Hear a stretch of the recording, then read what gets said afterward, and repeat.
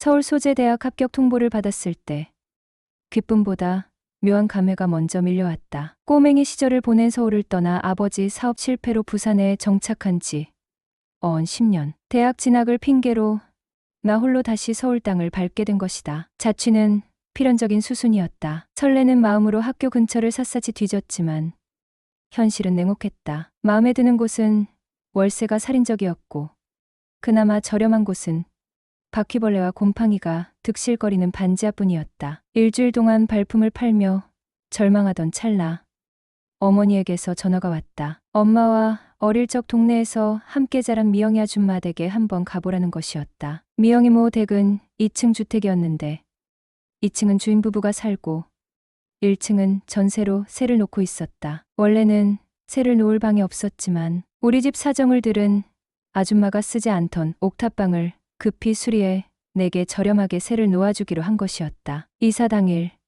이삿짐을 든 나를 맞이한 이모는 아이고 정태 많이 컸네. 몰라보겠다 하며 반갑게 맞아주었다. 나는 연신 고개 숙여 감사 인사를 전했다. 가까이에서 본 이모는 묘하게 사람을 끌어당기는 매력이 있었다. 웃을 때마다 살짝 패는 보조개는 사랑스러웠고 세련되면서도 수수한 분위기는 쉽게 눈길을 사로잡았다. 역시 서울 여자라 그런가?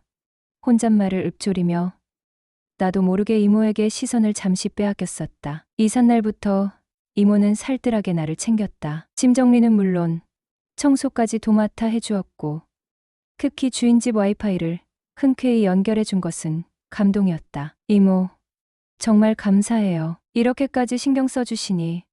감사는 무슨, 우리 사이에. 이모는 툭 하면 우리 사이라는 말을 꺼내며 친밀함을 강조했다. 더위에 반팔 반바지 차림으로 짐 정리를 하고 있자 이모는 짐짓 놀란 표정으로 내 팔뚝을 힐끗거리더니 운동하니? 팔뚝이 내 허벅지만 하네 하며 슬쩍 팔을 만지기도 했다. 중학교 때 축구선수를 잠깐 했었어요. 어머, 요즘 신랑감은 축구선수가 최고라던데. 그런가요? 잘 몰라서. 아니, 요즘 잘 나가는 연예인들 보면 죄다 축구선수랑 결혼하거나 연애하잖아. 축구선수들은 하체 힘이 남다르다던데. 너도 그래?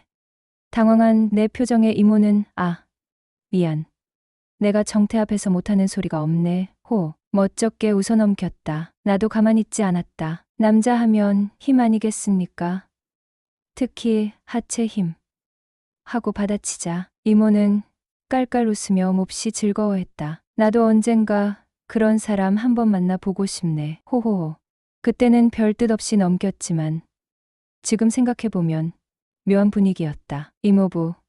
그러니까 영숙의 아빠는 덩치가 크고 우락부락한 인상이었다. 목수일을 한다고 했다. 반면 이모는 도시적이고 세련된 느낌이라 언뜻 보기엔 어울리지 않는 조합이었다. 이모에게는 중학생 딸 영숙이가 있었다. 동네 사람들은 이모를 영숙이 엄마라고 불렀고 집도 영숙이네라고 칭했다. 영숙이 엄마는 동네 평판이 좋았다. 부침성 좋고 싹싹한 성격 덕에 인기도 많았다. 하지만 이모부가 술에 취해 돌아오는 날이면 영숙이네 집은 전쟁터로 변했다. 밤마다 2층 옥탑방까지 고스란히 들려오는 부부싸움 소리는 끔찍했다. 고성이 오가는 것은 기본이고 둔탁한 굉음과 울음소리가 섞여 들릴 때도 있었다. 전기밥솥으로 이모 머리를 내리쳤다는 흉흉한 소문도 동네에 파다했다. 예민한 탓에 잠 못 이루는 밤이 많았지만 이상하게도 이모와 영숙이 모녀가 걱정되어 자꾸 신경이 쓰였다. 어린 마음에도 영숙 아빠에 대한 원망이 싹트곤 했다. 하루 이틀도 아니고 매일 밤 겪는 소음공해는 동네 주민 모두에게 고통이었다. 하지만 지긋지긋한 부부싸움에도 이상한 점이 있었다. 희한하게 새벽만 되면 싸움이 잦아들거나 금세 조용해지곤 했기 때문이었다. 어떤 때는 화기애애한 웃음소리가 들려오기도 했다. 평소의 살벌한 분위기와는 딴판이었다. 처음에는 누가 아픈가 싶었지만 며칠 뒤 그 이유를 알게 되었다. 칼로 물베기라 했던가. 그렇게 격렬하게 싸우던 부부가 밤이면 금실 좋은 척 연기를 한다는 사실이 믿기지 않았다. 산짐승처럼 험악한 인상의 이모부와 그토록 험악하게 싸우면서도 이혼은 왜 안 하는 걸까 늘 궁금했는데 그 이유를 어렴풋이 짐작할 수 있게 되었다. 옥탑방은 2층 안방과 복층으로 연결된 구조였는데 가벽으로 막혀 있었지만 강음은 허술하기 짝이 없었다. TV를 끄고 귀를 기울이면 2층의 대화 소리가 고스란히 들려왔기 때문이다. 연기가 아니었다. 두 사람이 성격은 서로 안 맞아 싸우는지는 몰라도 속궁합 하나만큼은 귀똥차게 잘 맞았기 때문이었다. 내 귀로 직접 확인한 사실이다. 2층 주인집 안방소음으로 인해 잠을 설친 적이 한두 번이 아니었다. 그날 이후 나는 미영 아줌마를 이전과는 다른 시선으로 보게 되었다. 그렇게 2년의 시간이 흘러 나는 군에 입대하게 되었다. 입대 소식을 듣고 가장 서운해한 사람은 뜻밖에도 미영 이모였다. 돌이켜보면 2년 동안 이모는 빨래, 청소는 물론이고 밥까지 챙겨주며 친정 엄마처럼 나를 살뜰히 보살펴 주었다. 처음에는 부담스러웠지만 괜찮아, 우리 사이에 내가 좋아서 하는 거야 라는 따뜻한 말 한마디에 타지 생활의 고단함은 눈 녹듯 사라지곤 했었다. 이모, 저 다음 주에 군대 가요. 그래, 얼마 안 남았네. 네. 오늘 술 한 잔 사주시면 안 될까요? 술? 네. 이모가 사주는 술 마시고 싶어요. 좋아. 나가자. 술 사줄게. 네. 감사합니다. 이모를 따라 동네 작은 호프집으로 향했다. 맥주와 안주가 나오자마자 이모는 내 술잔부터 채워주었다. 그리고 자신의 잔도 가득 채웠다. 군대, 몸 건강히 잘 다녀와. 첫 잔은 원샷이다. 알지? 네, 이상하게 그날따라 술이 달았다. 첫 잔을 단숨에 비우자 이모는 두 번째 잔을 채워주며 물었다. 이모, 너무 무리하는 거 아니에요? 뭐, 이깟 맥주쯤이야. 괜찮아. 그래요? 그래도 천천히 드세요. 참, 너 여자친구는 있니? 군대 가기 전에 하나 만들고 가야지. 저요, 없는데요. 너 설마 아직 수총각은 아니지? 맞아요. 수총각. 어머, 세상에. 그동안 내가 너 연애 상담이라도 좀 해줬어야 했는데. 미안하다. 예. 괜찮아요. 지금이라도 아셨으니. 그러게. 호호호. 이런저런 이야기를 나누는 사이 맥주가 술술 넘어갔다. 피처 3병째였다.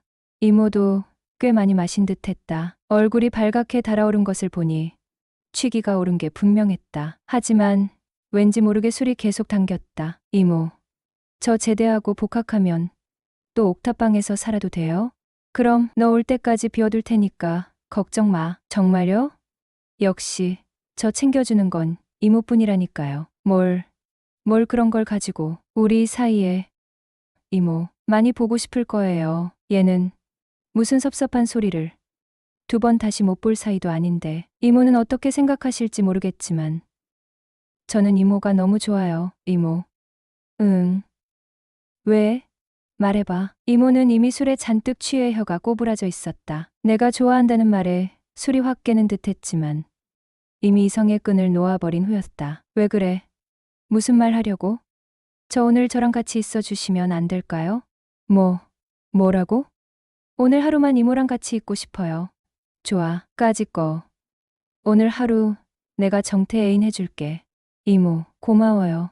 고맙긴. 우리 사이에 2년의 시간이 쏜살같이 흘렀다. 제대하자마자 설레는 마음으로 옥탑방으로 향했지만 6개월 전 미영 이모에게 닥친 불행한 소식이 나를 기다리고 있었다. 영숙의 아빠가 지방 출장길에 음주운전 사고로 갑작스럽게 세상을 떠났다는 것이다. 미영 이모는 홀로 영숙이를 키우며 식당 일을 하고 있었다. 재회한 이모의 얼굴에는 짙은 슬픔과 고단함이 묻어났다. 어느 날 밤 12시가 훌쩍 넘은 시각, 잠결에 2층에서 웅성거리는 남자 목소리가 귓가를 간지럽혔다. 순간 잠이 확 달아났다. 환청인가?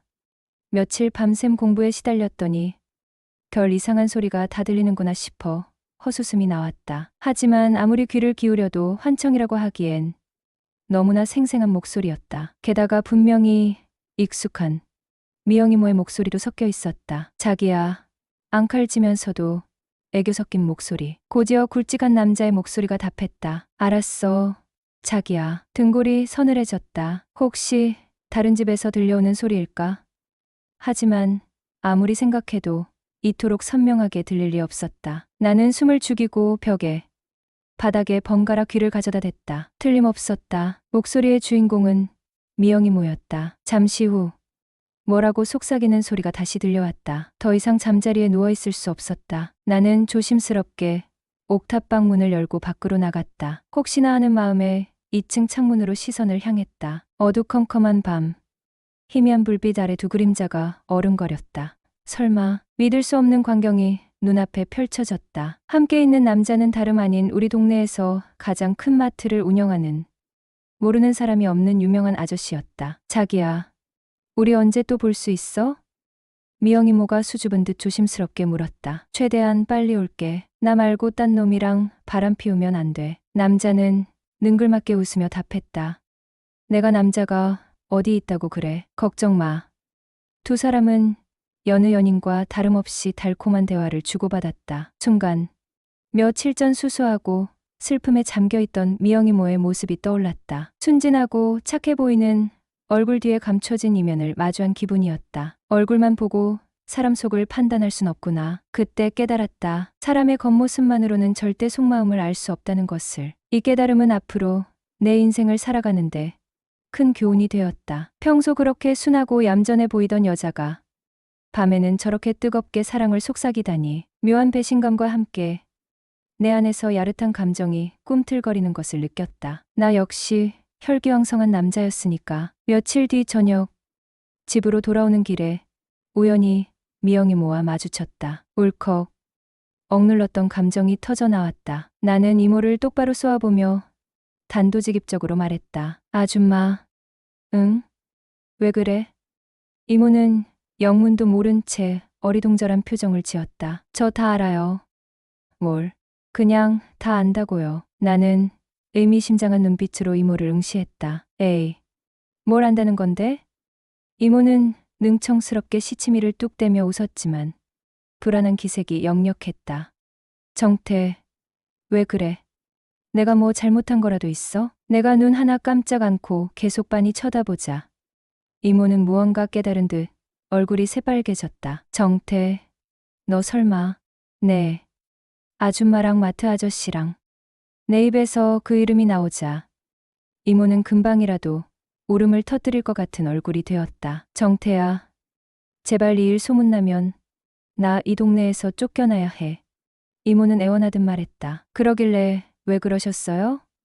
나는 싸늘하게 쏘아붙였다. 그럼 내가 어떻게 해야 하니? 이모는 금방이라도 눈물을 뚝뚝 흘릴 듯 안절부절 못하며 발만 동동 굴렀다. 금방이라도 무릎이라도 꿇을 기세였다. 그러면서 얼마나 외롭고 힘들었는지, 죽은 남편 때문에 억눌렸던 감정들이 얼마나 컸었는지 수레하듯 털어놓았다. 딱 한 번만 눈 감아주면 앞으로는 절대 그런 일 없을 거라고 맹세하듯 덧붙였다. 구구절절한 사연을 듣다 보니 왠지 모르게 이모의 인생이 가엾게 느껴졌다. 순간 엉뚱한 생각이 머리를 스쳤다. 나는 숨을 크게 들이쉬고 떨리는 목소리로 말했다. 그럼 마트 아저씨랑 헤어지고 저랑 만나요. 뭐? 이모는 믿을 수 없다는 듯 눈을 동그랗게 뜨고 나를 바라봤다. 너 설마. 얼굴은 점점 붉게 달아올랐다. 네. 저도 아줌마 좋아해요. 아줌마도 아시잖아요. 나는 용기를 내어 고백했다. 그녀는 당황한 표정으로 고개를 저었다. 우리 이러지 말자. 나는 아줌마고 너는 아직 젊고 순수한 총각이야. 너까지 내 불행한 인생에 끌어들이고 싶지 않아. 내 마음 이해하지? 그녀의 말에 수긍하면서도 마음 한편은 아릿하게 저려왔다. 아줌마, 이제 더 이상 유부녀도 아니잖아요. 저랑 만나주시면 안 돼요? 아줌마에게 좋은 남자 나타날 때까지만이라도 제가 옆에 있을게요. 나의 진심 어린 말에 이모는 잠시 망설이다 조심스럽게 입을 열었다. 정태야, 너의 진심은 고마워. 대신 내가 정말 좋은 여자친구 생길 때까지만, 딱 그때까지만 만나는 거다. 그렇게 우리는 예상치 못한 비밀스러운 연애를 시작했다. 넘어서는 안 될 선을 넘어버린 아슬아슬한 관계였지만 함께하는 시간은 더없이 달콤하고 행복했다. 대낮에는 남들의 시선 때문에 자유롭게 데이트를 즐길 수 없었지만 밤이 되면 몰래 공원으로 산책을 나가 손을 잡고 속삭였고 가끔은 부산으로 1박 2일 여행을 떠나 잊지 못할 추억을 만들기도 했다. 나이 차이는 컸지만 우리는 서로에게 깊이 빠져들었다. 미영이모는 내 첫 정이었다. 하지만 아직도 풀리지 않는 의문이 하나 있다. 그건 바로 옥탑방과 안방 사이 방음이 형편없다는 것을 그 누구보다 잘 알고 있었을 그녀였다. 그런데 왜 굳이 마트 아저씨를 집으로 불러들였을까? 뻔히 내가 옥탑방에 있다는 것을 알면서 소리가 고스란히 들릴 것을 짐작했을 텐데 말이다. 요즘 들어서는 그 생각만 하면 소름이 돋는다. 어쩌면 아줌마는 처음부터 얘가 듣기를 바랐던 건 아니었을까. 그녀의 속마음은 여전히 미스터리로 남아있다. 사랑은 예기치 않은 곳에서 예기치 않은 시간에 피어난다.